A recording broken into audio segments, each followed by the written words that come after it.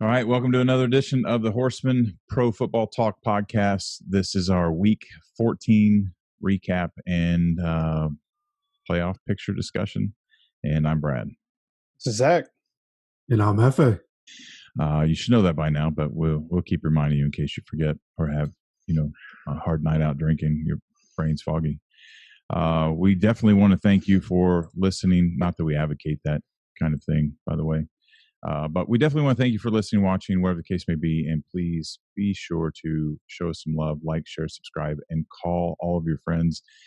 Look, it's Christmas, and you can give the gift of the Horsemen Pro Football podcast for free, right? That's right. It's a great gift. It's a great gift. You can't get better than free. Saves you a lot of money, and your friends will love you. We will love you. Every little bit helps. So, all right, guys. Crazy week, or at least for me. My pigskin pick'em picks, they look like a Christmas tree. It's green, red, green, red, green, red, green, red. I really sucked it this weekend. It was really bad for me. But in all fairness, my disclaimer is, you heard me say a lot last week. I will probably get this one wrong. You did say that. You edit, yeah, Hefe, you edit the videos. You heard me say that, right? Yeah, plenty of times. Well, at least I was right about getting them wrong. That makes me feel a little bit better. Big news. Usually we debate on which one we're going to start with, but today we're going to start with well, I guess we could go either direction. There's a new leader in the AFC playoff picture and a new leader in the NFC playoff picture today. Big changes happening yesterday. So I guess we will, which one do we want to start with? Good either way. I think we got to go with let's start out Hefe's Christmas today, and let's talk about the fall of the Pittsburgh Steelers. Hefe, you want to kick us off with that? Yeah, I'm fine with that. The Steelers have shown who they really are over the last couple of weeks. They've been overrated all season. They're finally playing some tougher teams, and they're losing. But all joking aside, injuries are really catching up with them right now. They have some key injuries on defense, obviously. A couple deep there in middle linebacker that aren't there. Bud Dupree not being there is a bit of an issue. TJ Watt and Cam Hayward are really all they have rushing the passer right now. But, the Bills are a good team, and the Bills look like they could finish as the number 2 seed eventually. The way they're playing, I don't see them losing another game in the regular season. If the Steelers stumble again, the Bills will be right there. So, the Steelers, they're going to have to clean it up. They've been struggling on offense. Don't really know what that's all about. You have Ben Roethlisberger and all the receivers you could ask for, but they haven't been putting it together over the last couple of weeks. So they got to get that figured out. No, it's because they've completely abandoned the run. And you can't just have a pass-happy offense. Defense are going to adapt to that, make adjustments, and shut it down. And that's exactly what's been happening. I know we discussed this earlier in the week, that they don't run the ball. And even Chris Collinsworth, and maybe the most brilliant thing you've said in years. Ever. Yeah, true. Yeah, they've abandoned the run. They don't run it anymore. And they were chalking it up to maybe that the Steelers feel like at the beginning of the year they were running the ball because they didn't know how Big Ben was going to bounce back from his injury. But now that he's shown that he can continue to play well, they've completely gone away from the run game. It's all straight passing, and you need to run the ball in order to pass the ball in the NFL. And I agree with you. Now, I do want to pose a little alternate scenario here. There are two things that come to mind. First, I remember a high school team that every team they played couldn't stop the run. And then in the state semifinal game, their running back got hurt at halftime and they couldn't throw the ball because they didn't practice throwing the ball all year long. And suddenly they didn't have the run game, and they didn't advance the state championship and win the state championship over a team they should have beaten. So, man, it's been 15 years, but that still stings. Let me tell you. I didn't mean I didn't mean that to rub salt in the wound. I meant that as a very matter of fact, because if you remember correctly, well, for our listeners, that is Zach's high school team.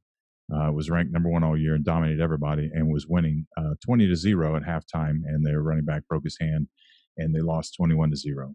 I'm sorry, 21-20.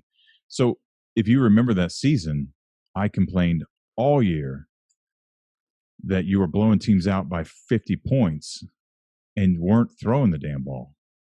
And I kept saying, it's going to haunt you if you find somebody who can stop the run. I never thought that he would get hurt, but eventually, and that's why I say to win a championship, you need a lot of talent, good coaching, and a lot of luck. And that's exactly why. So maybe Tomlin's looking ahead, and they mastered the run game early, and they've got flaws in the pass game, and they want to try to even that out a little bit before they head in the postseason. Because I think we can all agree the Steelers are going to the postseason. I mean, I think they could lose out, and they're probably still going. That might be a little bit of an exaggeration, but some of the teams they've clinched. Yeah. Yeah, they clinched yesterday when the Dolphins lost, right? Yeah. So there's that. There's the other thing of maybe not tipping your hand, maybe showing some different things towards the end of the season, and maybe trying a few things. I don't know if these are the answers or not. Just trying to give Tomlin a little bit of the benefit of the doubt. There's got to be a reason he's gotten away from it like he has. Maybe he's just not worried about running the table like we thought he was. But either way, the argument about your argument that is valid. The argument about their weaker schedule at the beginning is valid, though.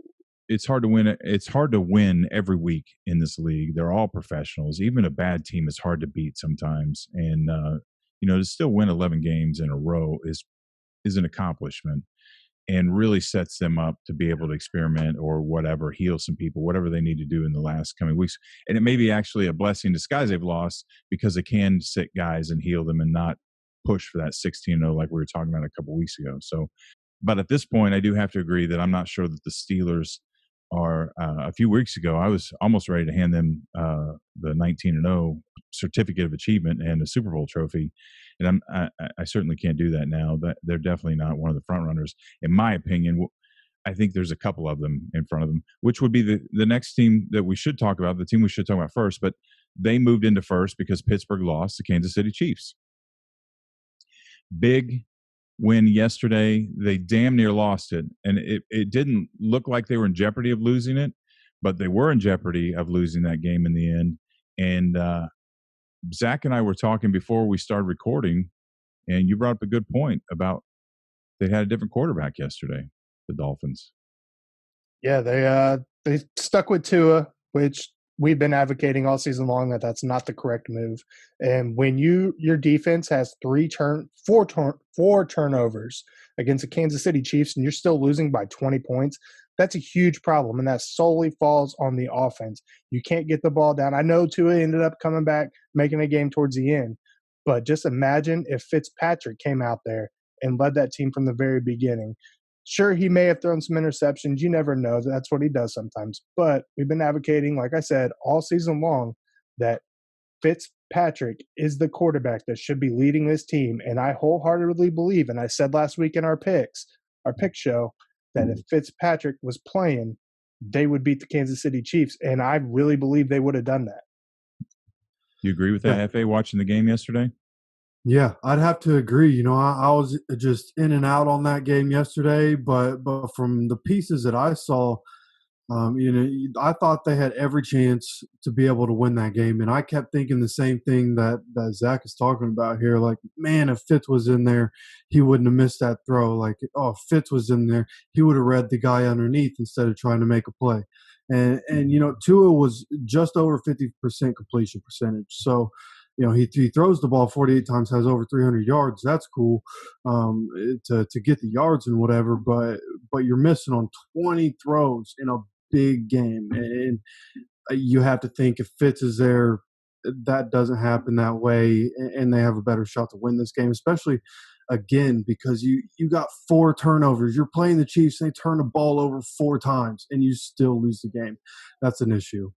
Yeah. And in case in point, it happened in the very beginning. The first two, the Dolphins struck first, and then there were 2 turnovers by the Chiefs, and the Dolphins were only leading 10-0. If they're leading 21-0, we're having a completely different discussion at this point today because of that. So with that said, I thought Tua played well. Obviously, didn't play well enough to win, but I do think he's coming along. I do think he's going to be able to play in this league. Yeah, I mean, I agree with you, but like we've said repeatedly, like he is there for next year and beyond. And they this can win year, now. Yeah, this year is Fitzpatrick. And they can win now. I mean, that's the thing. They can win now. And they almost beat the number one seed yesterday. And with Fitzpatrick, they might have. With Fitzpatrick in there, I hate to say it, they might be the best team in the AFC with that defense. That defense is ridiculous. But then again, we still have quite a bit of football. He has a whole month until he gets to the postseason. It looks like they're going to make the postseason. He may be a completely different quarterback in 4 weeks, and that's what Flores sees. He spends every day with him in camp. So you guys know that I agree with you. I'll lead this parade. I don't care, but I gotta believe that Flores knows what he's doing because everything else he's done has been right. So I guess we just really won't know until the end of the season. Yeah, true. So yeah, all right, for everything that game told us about what the Dolphins are and how good they could be.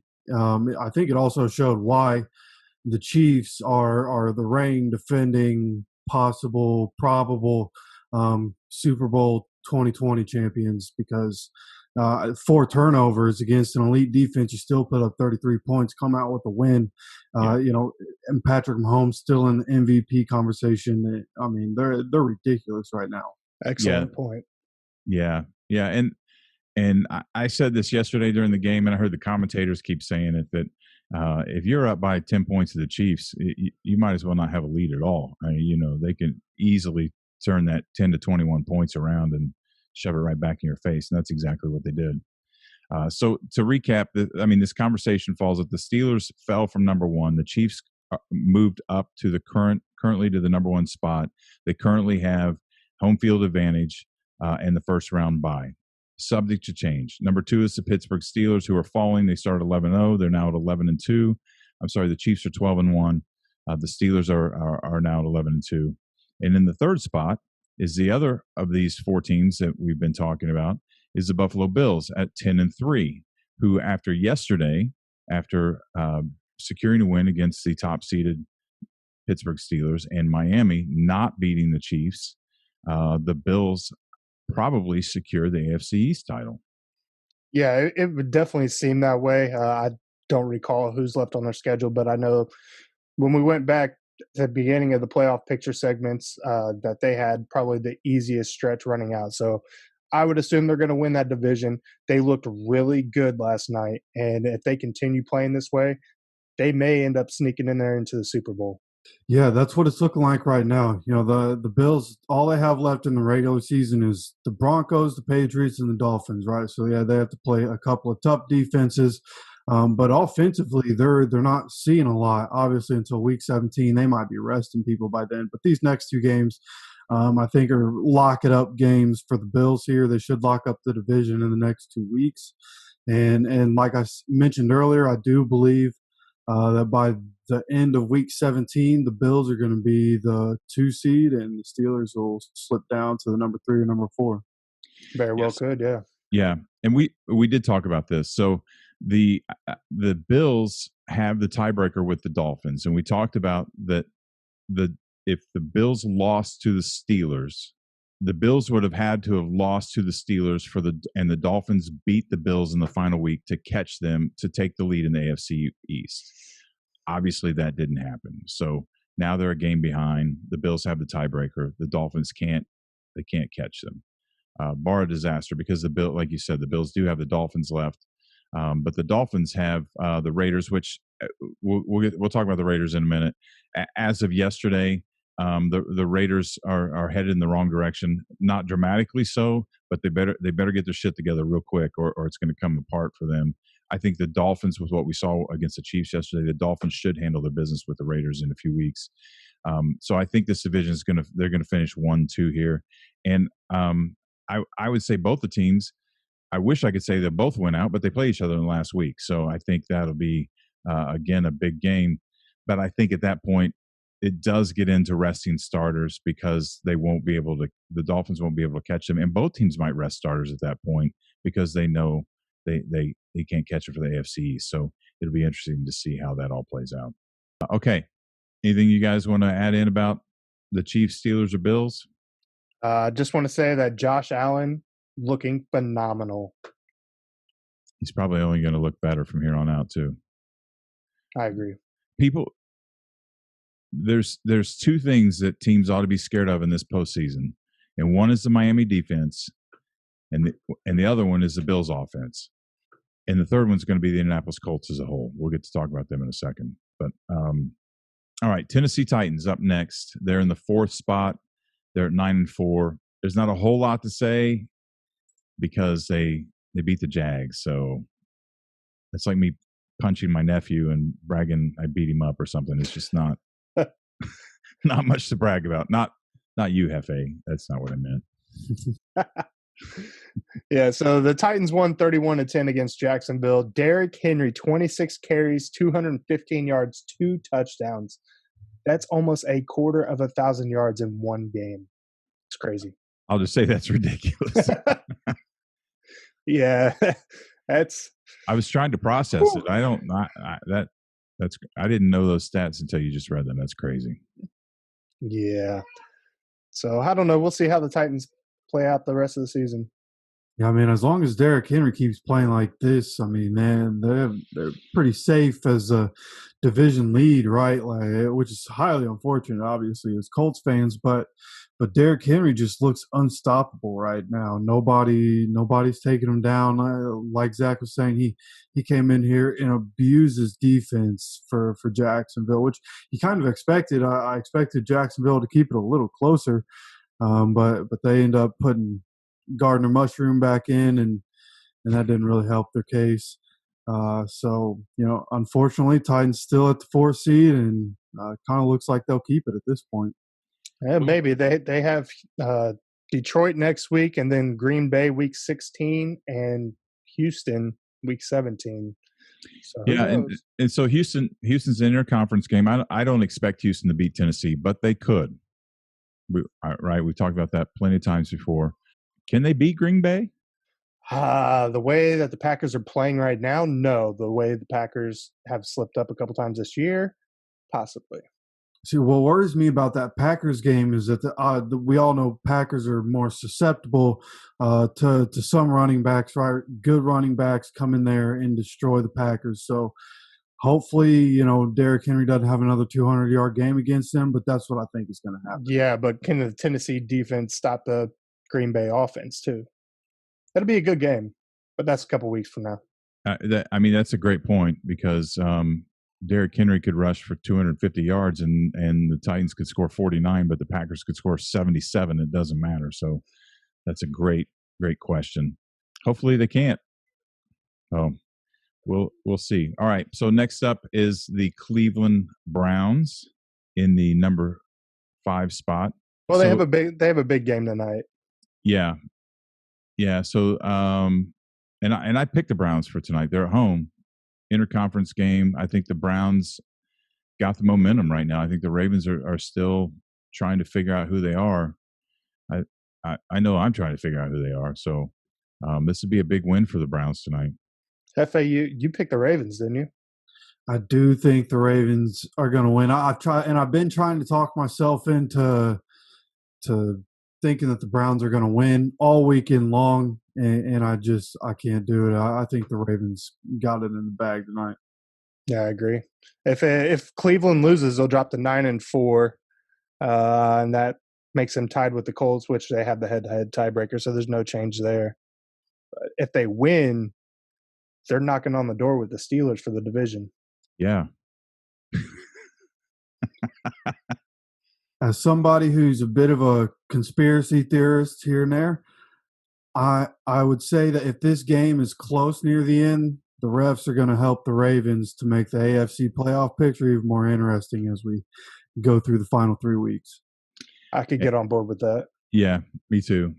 But I could also say with 2020, I wouldn't be surprised if the Browns win the division. I'm just saying.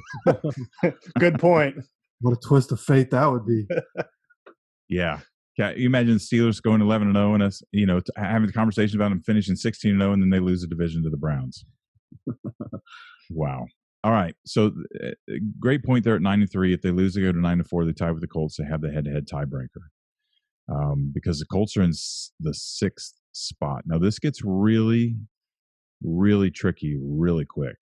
I don't want to get ahead of ourselves, but the Browns are at 9-3. If they lose, they go to 9-4. The Colts are 9-4. The Dolphins are 8-5, sitting the 7th spot, and then the Ravens would then go to 8-5. Technically tied with the Dolphins. I don't know who has the tiebreaker there, but we are suddenly 4 teams battling 3 spots, and you don't need to be a mathematician to figure out that doesn't work out very well. So this is tight, man. These guys got to walk a straight and narrow here. Thank goodness the Raiders lost yesterday. As much as I hate saying that, I like Chucky and I'd like to see the Raiders do well, but this is getting weird, man. It's getting real weird. And I mean, the Colts beat them. So let's talk about that. Who wants to talk about the Colts first? Go ahead, Hefe. Yeah, so the Colts, they're, again, first half defense was a little sketchy, right? Kenny Moore gives up a couple big plays on a drive and then finished the drive with a ridiculous interception to save a touchdown. It was a great throw by Derek Carr, but even better play by Kenny Moore. And then in the second half, see, the thing about these Colts games, it's gotten to a point to where as long as the Colts are up going into halftime, like, I'm not even worried about it because people don't score on the Colts in the second half unless it's garbage time. And which is what happened yesterday. The Raiders go into halftime with 20 points. They don't score again until there's just at the 2-minute warning, I'm pretty sure it was, or with 3 minutes left, something like that.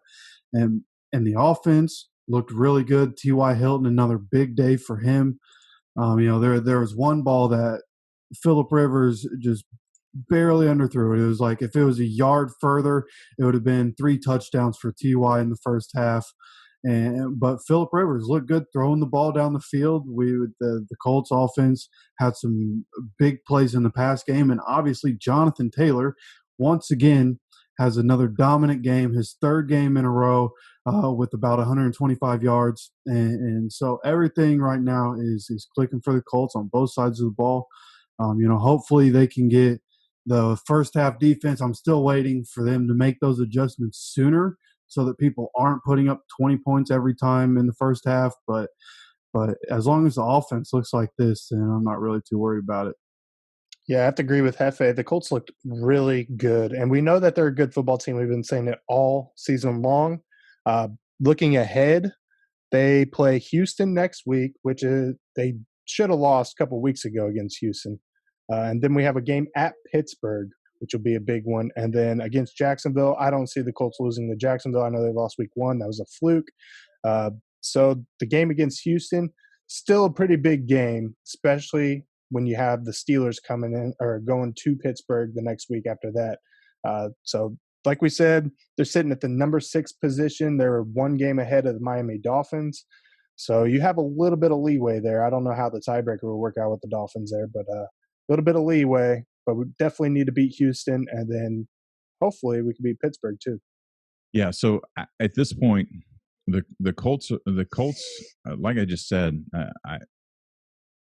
like you guys just said, but I said a few minutes ago that their entire program, Frank Reich's vision is really coming together. All the things that we talked about in the preseason that they could be, they were yesterday, with the exception of giving up the points early. But even as far as adjustments, if I had to put Frank Reich up against any coach in the NFL, I would take him almost 31 times in adjustments and matchups. So I really like who he is and what he does. I like the vision. The vision was clearly laid out in front of us to the point where just 3 Colts fans living in Southwest Florida figured it out in the spring. It is developing exactly as we thought it would, and even more so. That second half yesterday, Vegas looked like the Jags, man. I mean, the Colts could do no wrong. It was just a beautiful thing. And let's stop for a second and talk about that Kenny Moore interception. Hefe rolled over it. But dude, that almost requires a moment of silence. That was one of the most amazing interceptions I've ever seen in my life. Not only one-handed, but off his back foot, falling away. I mean, I don't know how he did it. It was just amazing, just absolutely freaking amazing. And and like you said, and Hefe, you talked about last week, players really coming together in the second half of the season. I think you said Belichick says that the season doesn't start till after Thanksgiving. Is that what you said? Is that right? Yeah. Yep. And you were making a case about T.Y. Hilton.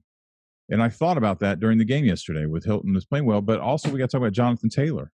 For everything that we've been disappointed with Jonathan Taylor throughout the season, but we've given him the benefit of the doubt because he's a rookie, it's finally starting to come together, and he looks like the back we thought he could be. And damn it, man, these Colts look good. And I think they can win out from here on. I really do. I would have, Zach, I still agree with you about the Texans. But I would have agreed with you more before I watched what they did to the Raiders yesterday. I think that Houston is a tick behind the Raiders. I thought the Raiders were better than on Saturday. I thought the Raiders were better than what I think today because of what happened yesterday. But I think a lot of that was the Colts. But I think they're not as good. And I think Houston is a tick behind them. And though the Colts should have lost to Houston the other day, you give Frank Wright the benefit of the doubt in the adjustments, and Jonathan Taylor coming up.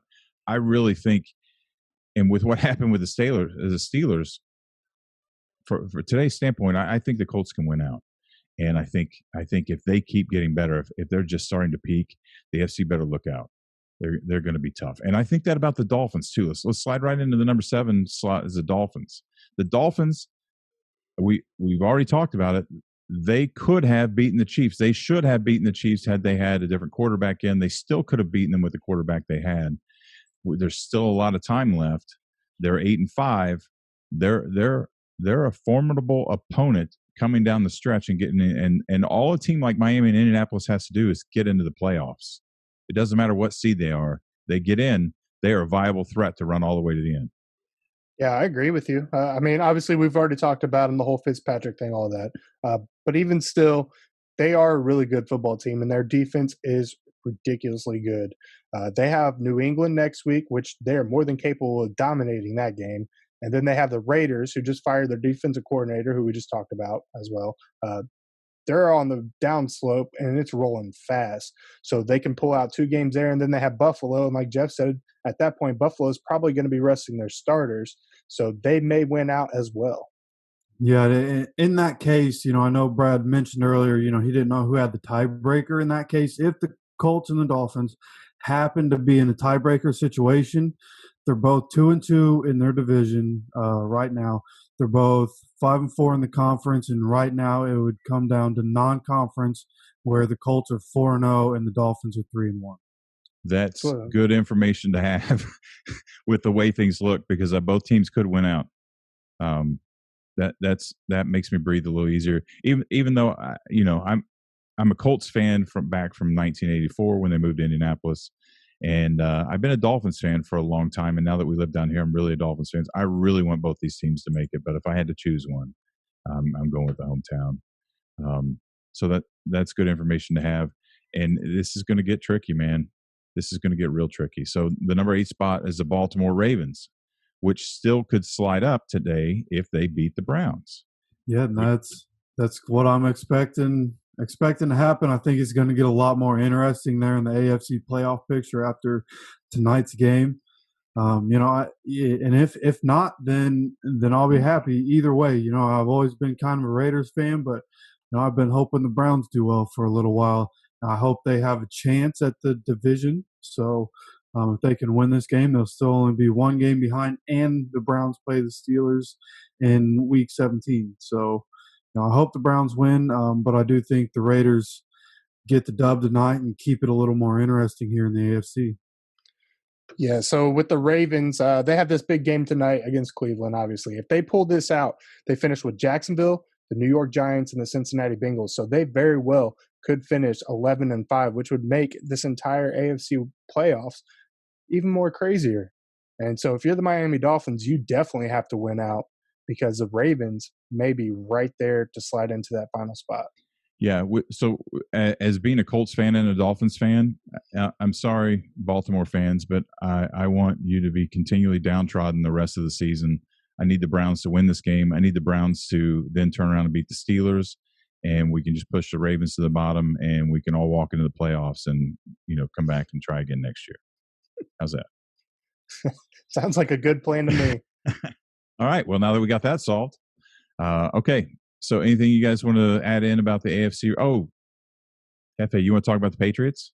Oh yeah, for like the last time this season, let's talk about the Patriots.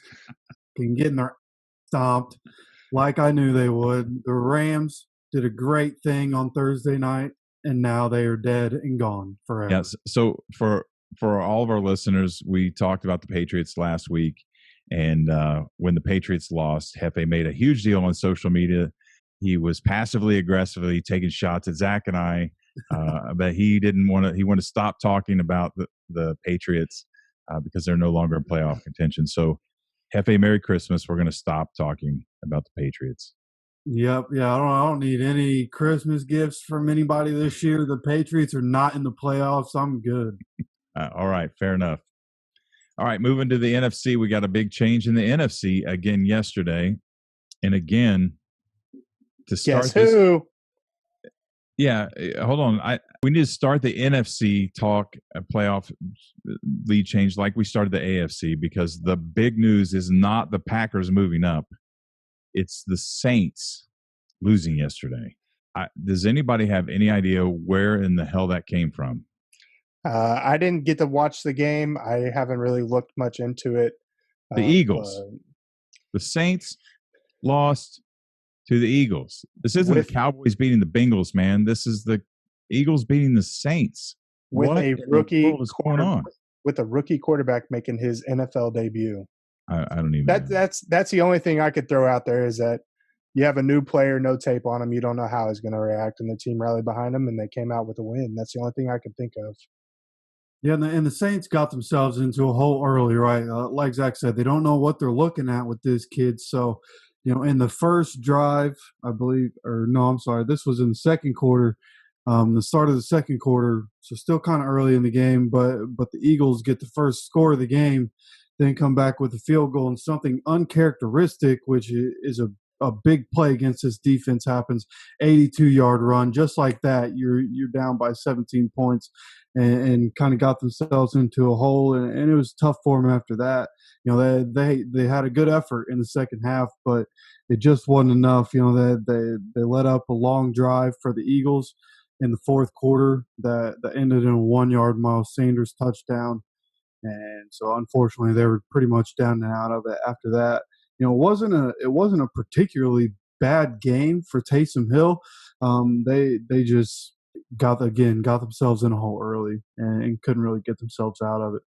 Yeah, so the Saints are more vulnerable than we thought they were. Look, if they lost, I mean, this isn't losing to the Buccaneers or the Packers. I mean, they lost to the Eagles, man, and that shows. And any given Sunday, right? I'm not trying to make a bigger deal out of it. I'm not saying the Saints are done, and but they lost to the Eagles. They are way more vulnerable than I gave them credit for last week. Now it's making me look at the Vikings game in a little different light, but certainly the Chiefs game in different light.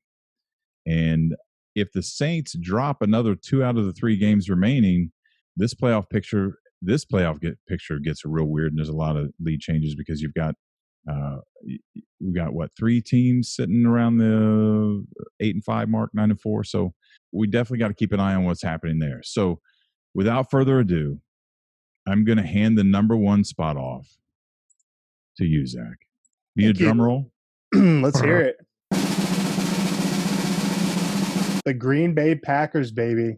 Been calling it. Packers. Been saying it since day one. Moved up number 1 NFC spot. They won 31-24 against the Lions.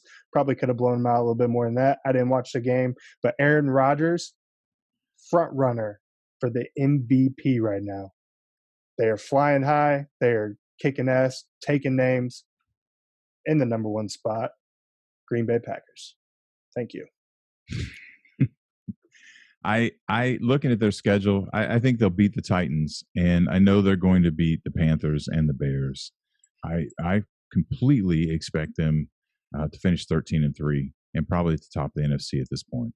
Yeah, that's how I feel too. You know, that they also like the Bills. They kind of look unbeatable right now, and so we'll have to see again. That Tennessee game that they have to play kind of worries me because of their run defense in the past. But I mean, you have Aaron Jones is doing great. They're not running the ball a ton, but when he gets in the game, he has a huge yards per carry average. And obviously, like Zach said, Aaron Rodgers taking the front runner, the MVP, in my opinion, as well.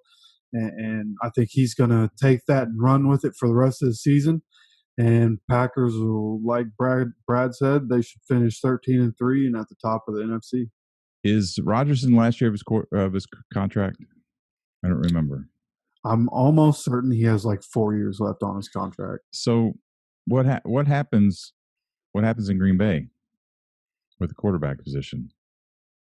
There's been a lot of talk of Aaron being gone after one season, a lot of talk of Aaron being there for 2 years. There's something in his contract that makes it easier to get rid of him after 2 years, which would be this year, next year, and then get rid of him through a trade or release him or whatever.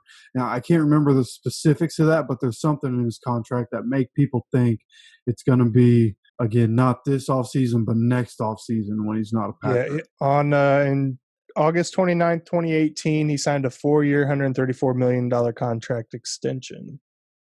So that would lock him up until 2022. Okay. I just got to say, if they're going to get rid of him for Love, ship him to Indianapolis. So that was going to be my question. If you're a guy like Aaron Rodgers and you're pissed off at your organization and you come out and do what you've done this year to prove that and look perhaps better than you ever have, and then you're going to leave, where would you go right now? Indianapolis. But to me, that's a no-brainer. Because money's not. I don't think at this point in Rodgers' career, money's the question. You got more money you can ever spend. No, but even if it was for money, the Colts have all this cap space. They can afford to sign him.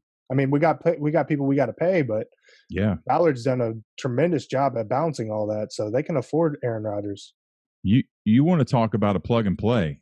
I mean, look what Rivers has done, and I think I mean, and I like Rivers. We've said that before. He has his flaws. He's still a Hall of Famer, but I would take Rodgers over Rivers. I think anybody would. What an upgrade that would be! And you want to talk about instantaneous Super Bowl contender? Oh, they would definitely be the favorite. And don't tell me Frank Reich's not thinking about that. So we'll keep an eye on that. But you heard it here first, right? That's right. Yeah, date stamp this thing, boys. All right, so the Packers are at number 1. The Saints are at number 2. The Rams are currently at 9-3. What I want to say about the Rams is we have talked a lot about all year about the NFC West potentially being the best division in the NFL and cannibalizing each other. And we talked last week about the Rams looking like they're going to start pulling away from the pack a little bit. Then the Thursday night ass beating came against the New England Patriots. Sorry, Jeff, I didn't mean to bring him up again. I lied. I have trust issues. I'm sorry. That win against the Patriots aren't the Patriots of old. I won't pretend that exists. And I'm not a big Cam Newton fan, especially this day and age. I think this is passing by. But when you still manhandle a Bill Belichick team like they manhandled the Patriots on Thursday night, it stopped and made me pay attention. And I think the Rams may be getting their ascension to their peak. Yeah, I agree with you. They looked really good. They completely dominated the Patriots. That defense was ferocious. I don't recall how many turnovers or whatever, but they completely dominated the New England offense. Going forward, it appears that, next week they have the New York Jets, and then they play at Seattle in Week 16. If they can beat Seattle, they're going to lock up that division. In my opinion, other than the Packers, they're probably the second most dominant NFC team right now. That's how I feel too. You know, like Zach said on Thursday night, Aaron Donald, and Michael Brockers lived in the Patriots' backfield, and that's how it's been pretty much all season. Like obviously, Aaron Donald basically unblockable even with double teams, and Michael Brockers. I mean, the fact that you have to deal with both of those animals at the same time. I mean, it's reminiscent of 98-93 Bring the Heat Boulevard with Robert Mathis and Dwight Freeney. And so, you know, with those two dominating, and then you have a guy like Jalen Ramsey as your number one corner, basically taking away a whole receiver throughout every game you play. I mean, it's just, I mean, the weapons on defense are just as potent as the weapons on offense. As long as Jared Goff is protected, they're just as dangerous as anybody in the league. Yeah, I would agree with that. And as we're looking ahead, Zach kind of mentioned their schedule. I I believe they'll beat the Seahawks. I don't. I think Seattle is. I think they're better than Seattle. I think they're moving in the right direction. Seattle's either staying the same or they're slightly moving backwards. I think they're going to get them. And when you look at Seattle's schedule, this is it not only comes down to the head-to-head against the Rams with Seattle, but Seattle next week, Seattle has Washington. And the NFL better be on notice. Washington can beat anybody right now. I don't know what in the hell's going on, but they are certainly I don't know whether they believe they can or if they're really kind of moving in the right direction. Seattle's getting better. They can certainly beat the Seahawks. I shouldn't exaggerate. They're probably not going to beat the Packers. They're probably not going to beat the Rams. They're probably not going to beat the Colts even. But they can certainly beat Washington can certainly beat the Seahawks. The Rams can beat the Seahawks. And the 49 their last games in San Francisco, the 49ers could still beat the Seahawks. So as far as this plays out, the Rams have an easier I believe they're not only the better team, but I believe they have an easier road to winning this division. I don't see them I think this is theirs to lose. Theirs to lose. I think they're in control of their own destiny here, which is a good place you want to be if you're a good football team. Yeah, absolutely. So, all right. So with that said, we're moving into the number 4 spot for the Washington football team. And I'm going to tell you, I have a newfound respect for what's going on with Ron Rivera right now. I still am concerned that a 6-win team is talking about getting into the playoffs. But they had a big win against San Francisco yesterday, which we've talked about San Francisco's problems all year. Their record really doesn't show what they're capable of, but to come on the road all the way across the country, being a 5-win team and win in San Francisco, which is struggling in perhaps the best division of football, that, my friends, is not only an NFL victory, but that's a moral victory for the future. Yeah, for sure. They've won 4 straight. Did you guys pick the 49ers or Washington to win? I picked the 49ers because they were at home. I don't remember what Hefe said. I know Hefe was talking about, we talked about the Washington was capable of winning. Jeff, I remember Hefe talking about the defense, but I did pick the 49ers. Yeah, I picked the Washington football team in this one because of the defense. And sure enough, the defense scores 2 touchdowns in this game.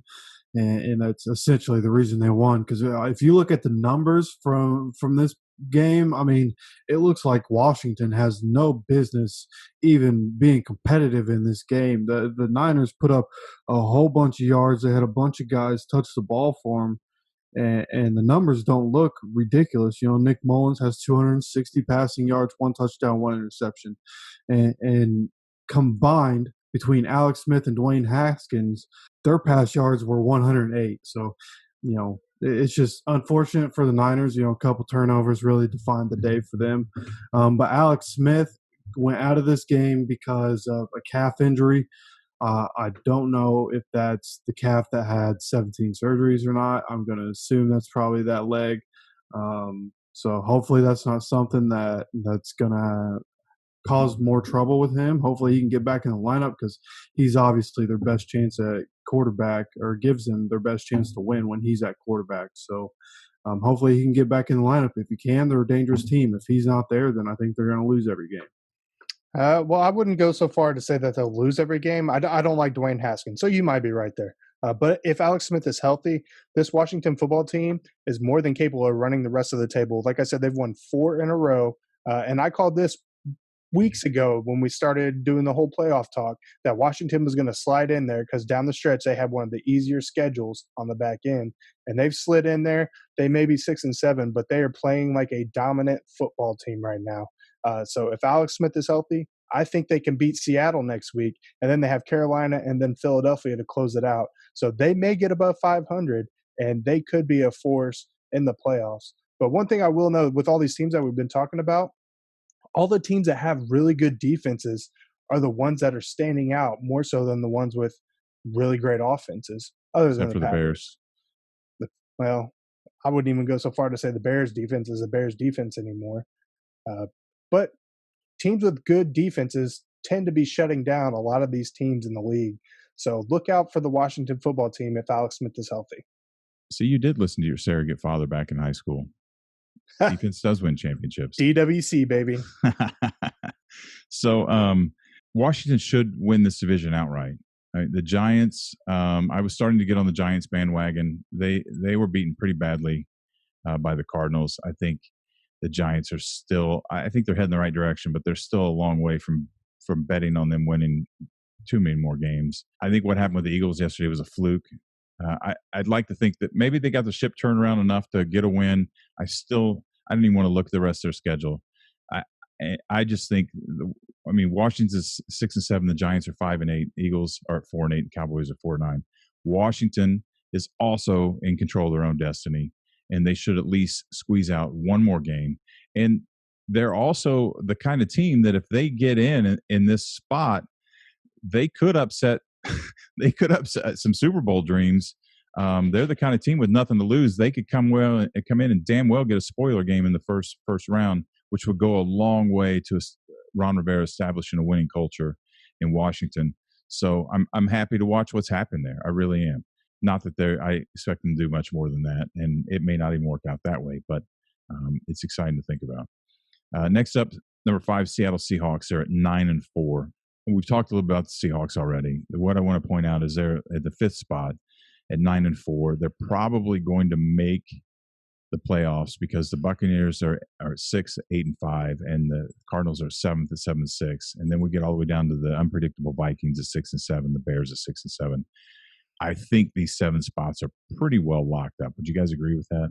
It would appear so. The only thing I'm worried about Seattle is, like I said, Washington can beat Seattle, and then they play the Rams the next week. So that could be 2 games that they drop. And then you're at San Francisco in the final week. So who knows? They could drop all 3. I don't think they will, but it's very well possible they could. But the Vikings have the Bears, which will be a coin toss, as much as we hate to say it. The Vikings should win, but damn, it's an interdivision game, and I don't know which Vikings team is going to show up. Then they've got the Saints. I would have called that a guarantee up until yesterday's game with New Orleans. And then they got the Lions. So the Vikings games aren't guaranteed either. Is kind of what I was getting at. Yeah, fair point. Keeps it all interesting. Yeah. Yeah, after taking a peek at who the Cardinals played and who the Vikings play, I think, unfortunately, it's just not going to work out well for the Vikings. I think the Lions are a bigger threat with Matt Patricia out there. Their offensive muscle is flexed over the last couple weeks. So I think that Week 17 game is going to be tough. I think that Saints game probably not going to go well for them. And the Cardinals don't have it, easy themselves, but they have a better chance, in my opinion, finishing the season strong. Yeah, and I think these 7 teams are probably pretty well locked up. And the next in line is the Buccaneers. Speaking of Vikings, the Buccaneers are struggling, man. They're still good, but they've got a lot of things that they haven't worked out that I thought would be. And the Vikings still really weren't in that game yesterday, which pretty much tells me that I just need to give up. As soon as I said I was going to pick an NFC East team into the rest of the year, and all of a sudden the Eagles won against, so I don't know what the hell to think, but yeah, Vikings are out. I think we got our 7 locked up, just a matter of where they're going to fall. The Buccaneers should finish with the 6th spot, and the Cardinals finish probably with the 7th spot. And the Cardinals and the Seahawks may flip-flop. I don't even see that. I mean, they're 2 games behind, so that's probably a stretch too. And then everybody else will go on their off-season vacation. I want to bring up something non-football related. It is football related to an extent, but I'm a little bit curious. So today's news is that the Cleveland Indians are going to drop their moniker and their logo, just like the Washington football team. Now, I know this is there's a lot of political pressure behind all this. It's interesting to me that most of the people that I see get really pissed off about this are the kind of people I could probably tell you who they voted for and give you a rundown of their demographics of their age and education, their gender, their age, and their education level. But I don't want to get into that political conversation. What I do want to. So I don't want to talk about what's right or wrong about this. I want to pose a twist. I would love to see the apparel and other item sales this year for the Washington football team. If the Indians drop their moniker and their logo and create a new logo, they sell all new gear. The question I want to pose, and it's a rhetorical question, but is the sudden reversal of the Cleveland Indians' decision on this topic a marketing ploy? Is it a win? And I don't even want to say a marketing ploy like they're taking advantage of people. Is it a win-win? We make some people happy. We make the switch. We sell more gear. Everybody gets over it eventually, and we keep on moving. I can see that after a down year like 2020, where your business probably lost millions of dollars. Yeah, I can see that being the case. Yeah, I'm just curious. So it's just something I thought about today, why the sudden switch. I think once one team does it, it makes it easier for the other teams to do it. It's kind of the domino effect. We know that. But I certainly think this can't hurt. And we all know that when fans get angry, they come back. I've seen it my whole life with all the labor strikes in football and with baseball. People swearing they're never going to come back. I mean, hell, everybody watched 3 people smash home run records and then find out it was all steroids. And there's still fans. The fans will come back, and I think they know that. I just think there's a little extra pocket change to be made here. Yeah, you got a pretty solid point there. Thanks. But you know what's in more households than the Cleveland Indians worldwide? No. Ginger. # change the name. Oh, I see what you did there. Okay. And many people don't realize that the term ginger is considered offensive by many people with red hair. I did not know that. Yeah, more often than not, the times I've heard that, it was very derogatory. I did not know that. And I think with intent, with the Cleveland Indians, there's a debate about whether, and obviously the Washington football team, there's a debate about whether it's an honor, whether it's not an honor. First of all, I can't ride with calling a team the Redskins is an honor. I can't ride. Now the logo, I can be down with the logo because there's Native American history behind the logo, but I can't go with Redskins. If we had a team Blackskins or a team Whiteskins or something, it's just offensive. It just is. The Indians, I don't know that the name Indians is offensive. What is offensive is the caricature of Chief Wahoo. That's an old school stereotypical racist caricature. When it was designed during that time, there were a lot of like cartoons in that thing that used the dumb Native American type caricature. I know there's also some racist history in the Cleveland organization from way back almost 100 years ago. So I'm not so sure they need to change the name, but I do think the logo. Yeah, but a few years ago, they ended up replacing on the branding and on the uniforms. They replaced the Chief Wahoo logo with a C. Yeah, so they've already kind of gotten away from that. Now I think it's more primarily about the Indian name, which, I mean, we were discussing this earlier. I was reading an article where what I say was the National Congress of Indians or something like that, some organization that's petitioning for this change, but they have Indians in their own name. But I'm not going to sit here and tell somebody you can't be offended by this and that. If it just change the name, get it over with, make everybody happy. It's sports. It's supposed to be fun. Let's not continue to politicize everything. Yeah, well, and so one of my other nephews, I'll give him a big shout out. Ian brought up this morning a point. He kind of set it in line with making another point. But he brought up the point that these organizations don't contribute to any of the tribes. Now, that's an interesting point.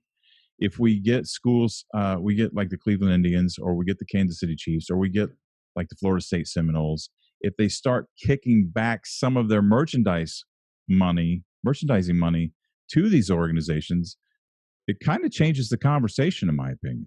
Yeah. And I don't know if anybody's really talking about it. I assume somebody is, or Ian probably wouldn't have brought it up. He's probably heard somebody talk about it, or maybe he thought of it on his own. I don't know, but it just struck me as a really interesting point.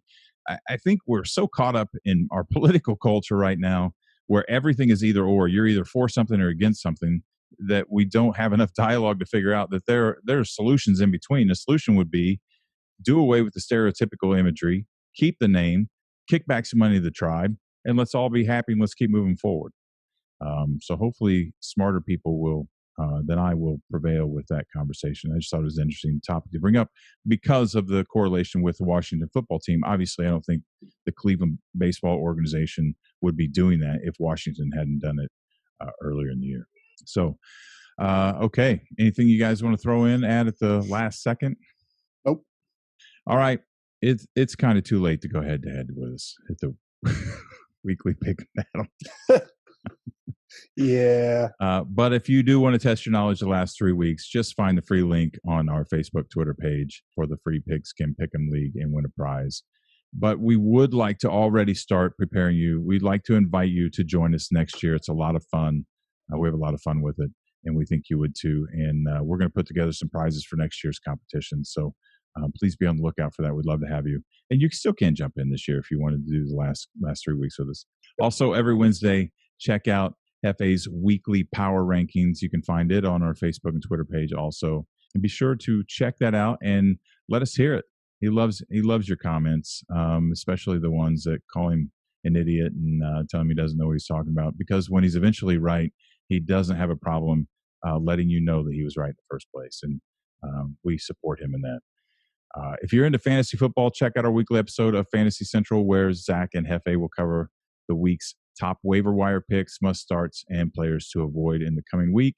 And of course, as always, we will see you back here on Thursday for this week's game picks and preview show. We only have a few weeks left. We're going to try to tighten it up as we come down the playoff race. Until then, thanks for joining us. Enjoy your games, and we'll see you Thursday.